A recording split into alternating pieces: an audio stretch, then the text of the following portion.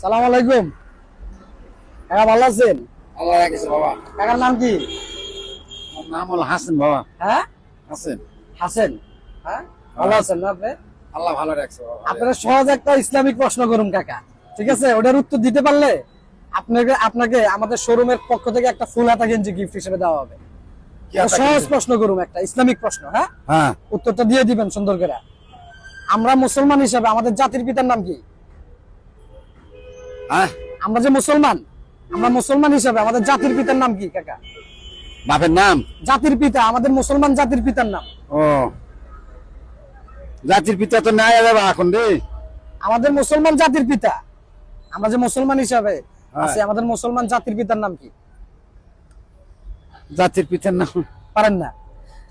আচ্ছা, সমস্যা নাই, এগুলো জেনে নিতে হবে আমরা যেহেতু মুসলমান। হ্যাঁ হ্যাঁ, ঠিক আছে। এগুলো এরপর থেকে অবশ্যই জেনে নিবেন।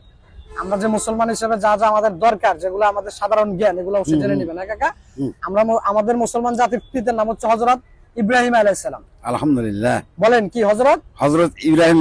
হযরত ইব্রাহিম আলাইহিস সালাম। হযরত ইব্রাহিম আলাইহিস সালাম। আলাইহিস সালাম। হ্যাঁ, হ্যাঁ। পরবর্তীতে জানো এগুলো আপনি পারেন। হ্যাঁ কাকা, আচ্ছা, ঠিক আছে। ঠিক আছে। তাও আপনাকে দিলাম, আপনি কিন্তু পারেন নাই। দাও গেঞ্জিটা দাও।